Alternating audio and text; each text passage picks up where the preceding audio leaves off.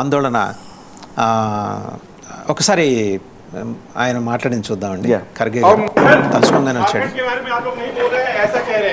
देखो विद्यार्थियों के साथ है, झारखंड हो, पंजाब हो, दिल्ली हो, कहीं भी हो, हम राहुल गांधी जी हम विद्यार्थियों के साथ है। हम पूछेंगे अगर हमसे भी कोई गलती हो गई क्यों हो गई, हम हर एक को लेटर भी लिख रहे हैं कि क्यों क्या हो गया। तो इसीलिए चाहे हमारा अलायंस पार्टनर हो चाहे हमारा अपोजिशन हो, हम విద్యార్థులు ఏది ఆశయమైనా సరే మేము విద్యార్థులు వెంబడి ఉంటా ఉంటున్నాడు. కానీ మరి జార్ఖండ్లో ఎక్కడ వాళ్ళ ఆనవాళ్ళు కనిపించట్లా. జార్ఖండ్లో విద్యాశాఖ మంత్రి జార్ఖండ్లో ముఖ్యమంత్రి రాజీనామా చేయాలని ఎందుకు అడగట్లేదో మరి.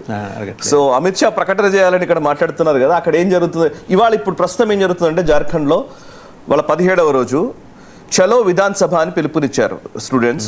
ఇవాళ అసెంబ్లీకి ర్యాలీగా స్టూడెంట్స్ వెళ్తూ ఉంటే వాళ్ళని అడ్డుకునే ప్రయత్నం చేశారు. కానీ కొంచెం కూడా ఇప్పుడే జస్ట్ నేను లైవ్ చూస్తూ వస్తున్నాను వేరే జాతీయ ఛానల్లో, ఎక్కడ కూడా చిన్న అడ్డంకి ఆల్మోస్ట్ ఆయన అక్కడ బ్యారికేడ్స్ పెట్టి చూడొచ్చు మనం, అక్కడ ఆపేసే ప్రయత్నం చేశారు. ఇండో పాక్ సరిహద్దులు కావండి, కావు. కానీ విద్యార్థులు ఎక్కడ సంయమనం కోల్పోలేదు, వాళ్ళ సహనం కోల్పోలేదు. వాళ్ళు చాలా నిజంగా చెప్పాలంటే ఇవాళ ఆ ర్యాలీ నడుస్తోంది. ఇంకా ఈవెన్ జాతీయ ఛానల్లో రిపోర్టింగ్ జరుగుతోంది. ఆ రిపోర్టింగ్ లో వాళ్ళు చెప్తున్నది ఏంటంటే కనుక ఎక్కడ హింసాత్మక సంఘటనలు జరగకుండా విద్యార్థులు చాలా జాగ్రత్తగా చాకచక్యంగా తెలివిగా ర్యాలీ కంటిన్యూ చేస్తున్నారు. ర్యాలీని లీడ్ చేస్తున్నారండి ఆవిడ. AISA president, national president Neha Bora ఆవిడ మీద ఇంకుతో దాడి చేశారు అక్కడ. నేహా బోరా ఏంటంటే ఆమె బేసికలీ మనకు అర్థమవుతుంది విషయం. ఆమె వచ్చింది ఏంటంటే జార్ఖండ్కి వచ్చింది. ఏఐఎస్ఏ మనకు తెలుసు, ఆల్ ఇండియా స్టూడెంట్స్ అసోసియేషన్ ఏంటో, లెఫ్ట్ లీనింగ్ అసోసియేషన్. వీళ్ళు వచ్చి అక్కడ దేశ వ్యతిరేక నినాదాలు చేసే ప్రయత్నం చేయొద్దు, ఇక్కడ ఆవిడే దేశానికి వ్యతిరేకంగా మాట్లాడే ప్రయత్నం ఎవరైనా చేస్తే మేము ఊరుకునేది లేదు అని విద్యార్థులు డైరెక్ట్ గా చెప్పారు. ఆమె వచ్చి స్టేజ్ మీద ఏదైతే విద్యార్థులు ప్రొటెస్ట్ చేస్తున్నారో ఆ స్టేజ్ మీదకి వచ్చి ఆమె మాట్లాడే ప్రయత్నం చేస్తుంటే మీరు వెళ్ళిపోండి ఇక్కడ నుంచి, దేశ వ్యతిరేక నినాదాలు చేయకూడదు అని వాళ్ళు స్పష్టం చేస్తే ఇవి బయటకు వచ్చి ఈమె కౌంటర్ గా ఇంకొక ఉద్యమం చేసే ప్రయత్నం చేస్తున్నారు. బికాస్ ఎందుకంటే ఈ లెఫ్ట్ వింగ్ స్టూడెంట్ యూనియన్స్ కి ఏంటి అని అంటే నిజంగా చెప్పాలంటే కాజ్ ఇంపార్టెంటా లేకపోతే నిజంగా ప్రొటెస్ట్ ఇంపార్టెంట్ అంటే ప్రొటెస్ట్ ఇంపార్టెంట్, వీళ్ళకి కాజ్ కాదు. కాజ్ కూడా కాదండి, గొడవ దట్స్ వాట్ కరెక్ట్. నిరసన కూడా కాదు, గొడవ. సో గొడవ కోసం వీళ్ళు ప్రయత్నం చేస్తున్నారు అనేది ఒరిజినల్ దేవేంద్రనాథ్ మహతో అక్కడ ఆయన ఆమరణ నిరాహార దీక్షలో ఉన్నాడు. 17 రోజులు అవుతోంది, 17 రోజుల నుంచి నిరాహార దీక్ష చేస్తున్నాడు దేవేంద్రనాథ్ మహతో. అక్కడ జార్ఖండ్లో విద్యార్థుల డిమాండ్లు చూస్తే సార్ ఆల్మోస్ట్ అన్ని నేను 98% డిమాండ్లు మేము క్లియర్ చేసాము, మేము ఒప్పుకున్నాము, ఎందుకు మీరు ఇంకా నిరసన ఆపట్లేదు అని గవర్నమెంట్ అడుగుతోంది. మేజర్గా ఎక్కడ ఆగుతుంది అంటే గవర్నమెంట్కి స్టూడెంట్స్కి మధ్య చర్చలు జరిగాయి, ఇప్పటికి చాలాసార్లు జరిగాయి. 6 దశలో ఏమో చర్చలు జరిగాయి.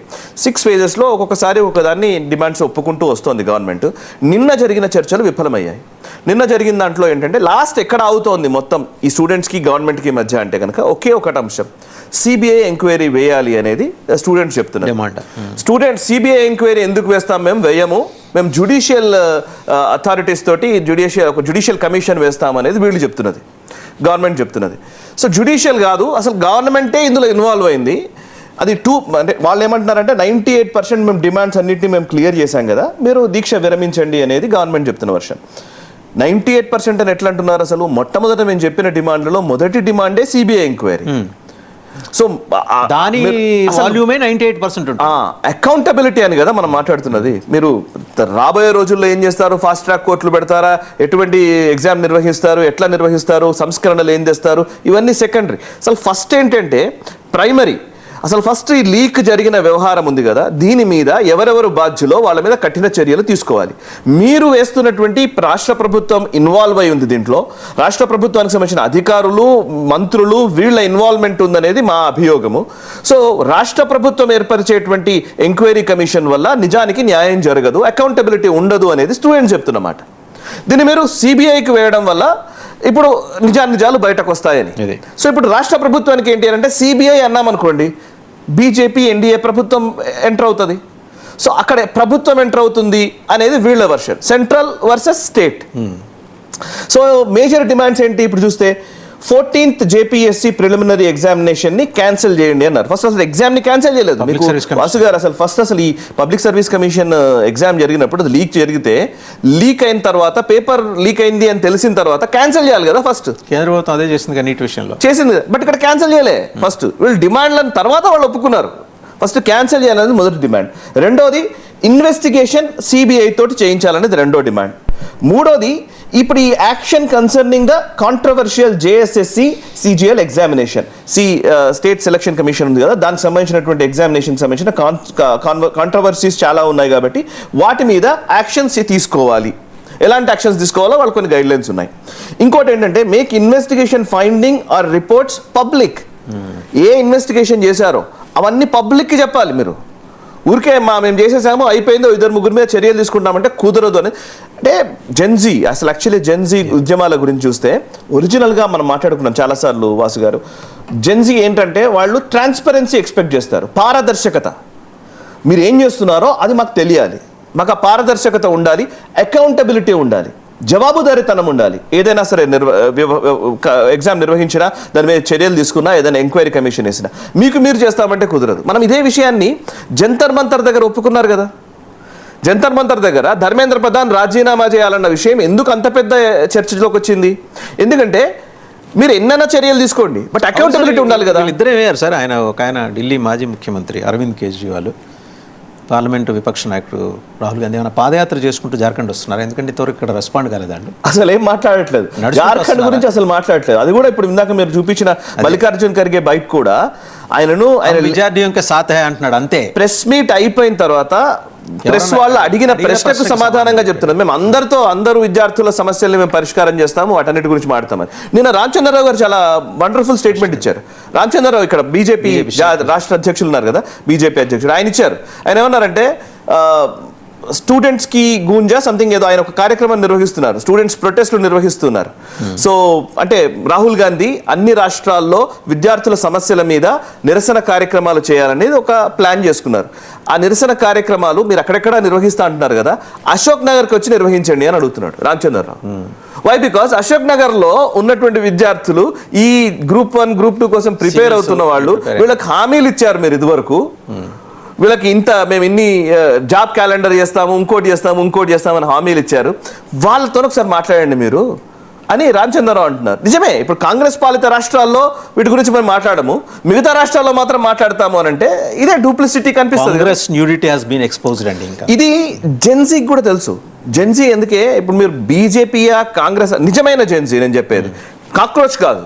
కాక్రోచ్లు వేరు, జెన్జీ వేరు. ఓకే, ఎందుకంటే కాక్రోచ్లు వాళ్ళ పొలిటికల్ ఇంట్రెస్ట్ తోటి వాళ్ళు పనిచేస్తారు. వాళ్ళకి కావాల్సిందల్లా నరేంద్ర మోదీ గద్దె దింపడం, నరేంద్ర మోదీని గద్దె దింపడమే వాళ్ళ మేజర్ టార్గెట్. దానికి జెన్జీ ఇంకో పేరు పెట్టుకుంటారు. బట్ ఒరిజినల్ జెన్జీ ఇప్పుడు మా ఇంట్లో ఉన్న వాళ్ళు కానీ, మీ ఇంట్లో ఉన్న వాళ్ళు కానీ, మన ఫ్యామిలీస్ లో ఉన్నటువంటి నిజమైన యూత్ ఎవరైతే ఉన్నారో వాళ్ళ దృష్టికోణం ఎట్లా ఉంటుందంటే ప్రతి అంశం పట్ల వాళ్ళకున్న క్లారిటీ ఏంటంటే అకౌంటబిలిటీ ఉండాలి, ట్రాన్స్పరెన్సీ ఉండాలి. అండ్ ఏదైనా నిర్ణయం తీసుకున్న మీరు ఏకపక్షంగా నిర్ణయాలు తీసుకుంటాము, మీరు జస్ట్ అమలు చేయండి అంటే కుదరదు. నాకు రీజనింగ్ చెప్పాలి, లాజిక్ చెప్పాలి. జెన్జీకి తేడా చెప్పారు కదా, దాని విజువల్స్ కూడా చూడొచ్చు. రాంచీలో తిరంగా యాత్ర చేశారు విద్యార్థులు. ఎగ్జాక్ట్లీ, మన జెండా పట్ల వాళ్ళకున్న కమిట్మెంట్ ని చూపిస్తూ యాత్ర చేశారు. ఇప్పుడు అదే నేహా బోరా ఆవిడకి ఇబ్బంది, ఆమెకు అదే ఇబ్బంది, నేహా బోరాకి ఇబ్బంది. అది చూడండి, ఆ వర్షంలో తడుస్తూ కూడా గొడుగులు వేసుకుని వాళ్ళు తిరంగా యాత్ర చేశారు. రెండోది ఏంటంటే వీళ్ళు ఈ విద్యార్థి ఉద్యమం చేస్తున్న వాళ్ళు ఒక టెంపుల్ దాటుతున్నప్పుడు ఆ టెంపుల్లో ఆ దగ్గర ఆగి రాత్రి ప్రదర్శన నిలిపేసి శ్రావణ మాసం భోజనాలు భజనలు అవన్నీ చేసుకుని వెళ్ళారు. అవును, అంటే వాళ్ళ నేటివిటీని అలాగే సంస్కృతి సంప్రదాయం పట్ల వాళ్ళకున్న గౌరవాన్ని వాళ్ళు చాటుకుంటూనే వాళ్ళు నిరసన వ్యక్తం చేశారు. ఇది మీకు ఢిల్లీలో కనపడలేదుగా? ఢిల్లీలో ఎక్కడ సార్? ఢిల్లీలో పూర్తి విరుద్ధం కదా. సీతాకి పతి నీతాకి పతి అనే కామెంట్లు, బ్రాహ్మణవాది, మనువాది, ఆజాది, ఇవే నినాదాలు కదా మనం విన్నది. అసలు జుగుప్సాకరమైనటువంటి మీమ్స్ కదా మనం చూసింది జంతర్ మంతర్ దగ్గర. నేను అందరు జెన్జీని అనొద్దు దీనికి. ఎస్, నిజంగా జెన్జీ డిఫరెంట్ ఫ్రమ్ కాక్రోచ్ అండి. నిజంగా జెన్జీకి కొంత ఆలోచన ఉంది. వాళ్ళు ఏమనుకుంటున్నారంటే ఎస్, ధర్మేంద్ర ప్రధాన్ ఎందుకు రాజీనామా చేయరు, అకౌంటబిలిటీ ఎందుకు ఉండదు, మీరు ఇవన్నీ చేయొచ్చు కాక, మీరు ట్రాన్స్పరెన్సీ ఎందుకు పెట్టరు, ఇవన్నీ మాట్లాడుతున్నారు వాళ్ళు. నేను ఆ కన్సర్న్స్ కరెక్టే. సమస్య ఏంటంటే ఈ పేరిట అసలు యాంటీ నేషనల్ ఎలిమెంట్స్ లోపలికి వచ్చినాయి. వచ్చి వాళ్ళు చేసే విధ్వంసం చాలా కీలకం. ఇప్పుడు మీరు తర్వాత కూడా చూస్తే అండి, సౌరవ్ దాస్ కానివ్వండి, అభిజిత్ దిప్కే కానివ్వండి, వాళ్ళ మాటలు చూస్తూ ఉంటే మనకు చాలా స్పష్టంగా మనకు అర్థమవుతుంది. థ్రెటన్ చేశాడు కదండి సౌరవ్ దాస్. నిన్న సంభాజీనగర్ లో అభిజిత్ దిప్కే ఎవరితో మాట్లాడుతూ, ఫోన్లలో మాట్లాడుతూ, ఎవరో ఆయనను కలుస్తారు వచ్చి. సో ఎవరో వచ్చి మామూలుగా ఎమ్మెల్యే ఇంటికి, ఎంపీల ఇంటికి వెళ్ళి మామూలు ప్రజలు గ్రీవెన్సెస్ ఏమైనా ఉంటే, సమస్యలు ఏమైనా ఉంటే తీసుకెళ్తారు కదా, ఆ సమస్యలు పరిష్కరించండి, కొంచెం చెప్పండి అని చెప్తారు కదా. అట్లా అభిజిత్ దిప్కే దగ్గరికి ఇప్పుడు జనాలను రావడం. అసలు వీడికి ఏం అథారిటీ ఉంది, ఏ పదవి ఉంది, ఏ హోదాతోటి నువ్వు మాట్లాడుతున్నావు? ఆయన అక్కడ పోలీసుల మీదకి ఇష్టం వచ్చినట్టు మాట్లాడుతున్నాడు. అంటే అసలు నీకు ఇచ్చిన అర్హత ఏంటి? నీకు ఏం అర్హత ఉందని? అభిజిత్ దిప్కే నువ్వు స్టూడెంట్ లీడర్ అయితే అయిపోయిందా? స్టూడెంట్ లీడర్ అయితే అసలు మీకు ఇక దేశ ప్రధాని అక్కర్లేదు, దేశానికి సంబంధించిన కేంద్ర ప్రభుత్వము, రాష్ట్ర ప్రభుత్వాలు, అసలు ఈ వ్యవస్థలు ఏవి నువ్వు విశ్వసించవు, మళ్ళీ రాజ్యాంగం పట్టుకొని చేతులు తిరుగుతావు. సో రాజ్యాంగం పట్టుకొని తిరుగుతావు. రాజ్యాంగబద్ధమైనటువంటి సంస్థలు, రాజ్యాంగబద్ధమైన పదవుల్లో ఉన్నటువంటి వ్యక్తులని కనీస గౌరవం లేకుండా వాళ్ళ మీద ఇష్టం వచ్చినట్టు మాట్లాడుతూ మళ్ళీ రాజ్యాంగ విలువలంటే ఇది ఎక్కడి అసలు జెన్జీ? ఇది జెన్జీ కాదు, ఇది నిజమైన వాళ్ళకి అర్థం కావాలి ఇది. సో జార్ఖండ్ ని జంతర్ మంతర్ ని కంపేర్ చేసి చూస్తే, జంతర్ మంతర్ లో కాజ్ కరెక్టే కావచ్చు, కానీ ఆ నిరసన జరిగిన విధానం పూర్తిగా దేశ వ్యతిరేక విధానాలు అక్కడికి వచ్చేసాయి. జార్ఖండ్ లో కాజ్ కోసం కొట్లాడుతున్నటువంటి విధానం ఉంది. సో విద్యార్థులు అక్కడ ఉన్నారు, ఇక్కడ ఉన్నారు. జంతర్ మంతర్ దగ్గరేమో రాహుల్ గాంధీ కనబడతాడు. రాహుల్ గాంధీ జంతర్ మంతర్కి వెళ్ళలేదు, కానీ ఆ ప్రొటెస్టర్ మాత్రం రాహుల్ గాంధీ రాజకీయంగా వాడుకోవాలనుకుంటాడు. బట్ జార్ఖండ్ లో మాత్రం దాని గురించి అసలు ప్రస్తావించాడు. కర్ణాటకలో అసలు మాట్లాడరు. ఇటు పంజాబ్ లో జరుగుతున్న దాని గురించి అరవింద్ కేజ్రీవాల్ అసలు మాట్లాడాడు. సో ఇది అసలు రాజకీయ ప్రయోజనాల కోసం విద్యార్థుల్ని ఎవరు వాడుకుంటారో తెలవాలి. And their nudity has been exposed అండి. Yes. ఈ మూడు